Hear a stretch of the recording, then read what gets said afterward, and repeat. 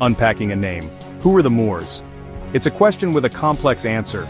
The term Moors wasn't for a single nation or ethnicity. Instead, Europeans used it for centuries to describe Muslim groups from North Africa.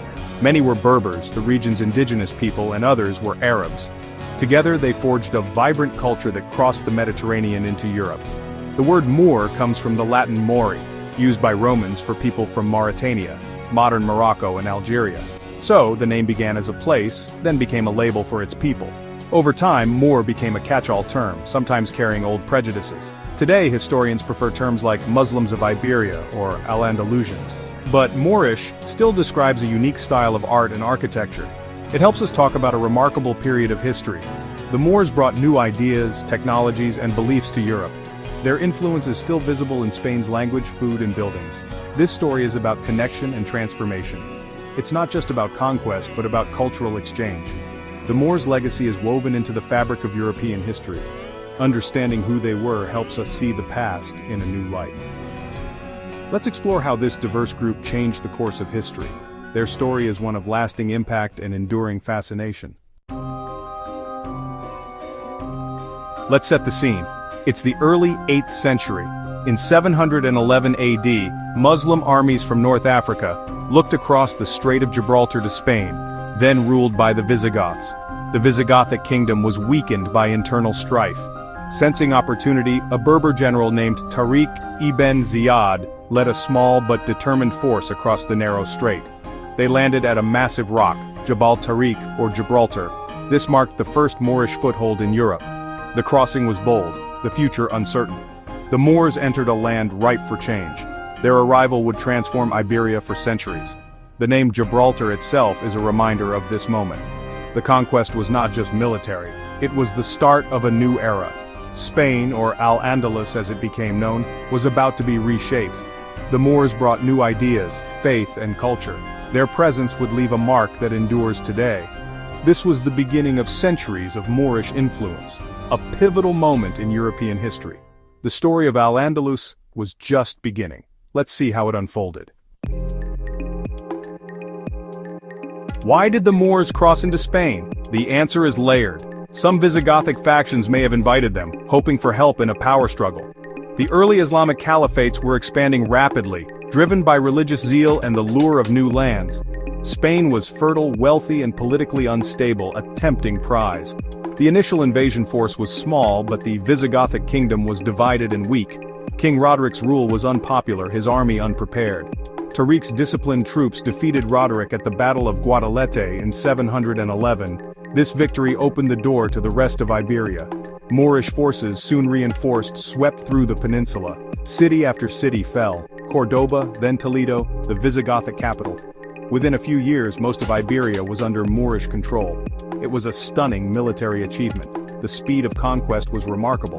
The landscape, culture, and power structure of Spain changed almost overnight. The Moors established a new order. Their arrival set the stage for a unique civilization. The transformation of Spain had begun. Let's see what happened next. Once in control, the Moors didn't just conquer, they built a new society. Al-Andalus became a center of civilization for nearly 800 years. The new rulers were often tolerant, especially in the early centuries. Christians and Jews, considered people of the book, could practice their faiths for a tax. This allowed for a diverse, multicultural society. Arabic became the language of government and learning. New crops, technologies, and ideas flourished. Cities like Cordoba became hubs of trade and culture. Art, architecture, and science thrived. Legal and administrative systems blended Islamic law with local customs. Al-Andalus developed its own distinct character, not just a copy of North Africa or the Middle East. It was a fusion of cultures, ideas, and peoples. The society was dynamic and innovative. The Moors' rule brought lasting changes to Spain's landscape and identity. This was a new dawn for the peninsula. The legacy of Al-Andalus would echo for centuries. The story of this transformation is one of creativity and coexistence. Let's explore its achievements. Al-Andalus became a beacon of learning and culture. From the 9th to 11th centuries, especially in Cordoba, it was a golden age. Scholars advanced mathematics, astronomy, and medicine. They preserved and translated ancient Greek texts, passing knowledge to Europe. Thinkers like Averroes, Ibn Rushd, shaped philosophy, influencing later European thought. Poetry and music flourished in the courts. Ziryab, a musician from Baghdad, revolutionized music, fashion, and cuisine in Cordoba. The oud, an ancestor of the lute, was introduced. Al-Andalus was a melting pot of ideas and creativity. Its cultural achievements inspired the rest of Europe. The arts and sciences thrived in this unique environment. The legacy of learning from Al-Andalus is still felt today. It was a dazzling chapter in European history. The Moors were master builders, leaving behind iconic architecture.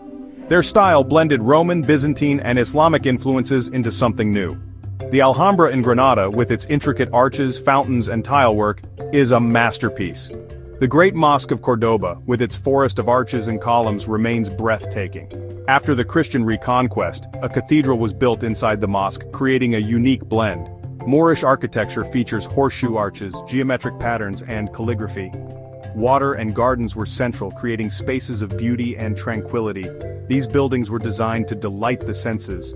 Their legacy is visible across Spain today. Moorish design continues to inspire architects worldwide. The architecture of Al-Andalus is a testament to creativity and innovation. These wonders are lasting symbols of a remarkable era. The Moors transformed Spain's landscape with agricultural innovation. They introduced advanced irrigation, water wheels, canals, and underground channels. This allowed new crops to flourish: oranges, lemons, sugarcane, rice, aubergines, and artichokes. Spices like saffron and cumin became common. Cotton and flax supported textiles. Henna was used for dyes. They improved olive and grape cultivation. Their agricultural manuals showed scientific farming centuries ahead of their time. Al-Andalus became fertile and productive, supporting larger populations and booming trade. The agricultural revolution fueled prosperity. These changes shaped Spanish cuisine and economy. The Moors' impact on farming is still seen today. History isn't just about battles, it's about how people live and eat. The land itself became part of their legacy. Nothing lasts forever. Al-Andalus was no exception. From the 11th century, internal divisions weakened Moorish Spain. The Caliphate of Cordoba broke into smaller kingdoms called taifas. These taifas often fought each other, making them vulnerable. Christian kingdoms in the north, Castile, Aragon, Portugal, sought to reclaim the land. The Reconquista, or reconquest, was a slow, relentless process. Major cities fell: Toledo in 1085, Cordoba in 1236, Seville in 1248. By the mid-13th century, only Granada remained. Granada survived by paying tribute, but its days were numbered. In 1492, Granada fell to the Catholic monarchs. The last Moorish ruler, Boabdil, surrendered. This marked the end of Moorish rule in Spain. The Reconquista reshaped the peninsula. The era of Al-Andalus was over, but its legacy endured. The story of the Moors entered a new chapter. Moorish rule ended in 1492, but their influence remains. The Spanish language is filled with Arabic words: algodón, cotton; azucar, sugar; almohada, pillow; alfombra, carpet. Place names like Guadalquivir and Medina Sidonia are reminders of the past. Moorish architecture and agriculture still shape Spain. Their scientific and philosophical achievements helped spark the European Renaissance. Ancient Greek texts reached Europe through Arabic translations from Al-Andalus. The Moors were a bridge of knowledge and culture. Their story shows how cultures interact and enrich each other. Europe's history is diverse, not a single narrative. The Moors were part of Europe for centuries. Their contributions shaped language, science, and society. Understanding their story deepens our view of the past. The legacy of the Moors is a tapestry of innovation and exchange. Their influence is still felt in modern Spain and beyond. Exploring their history helps us appreciate the richness of our shared heritage.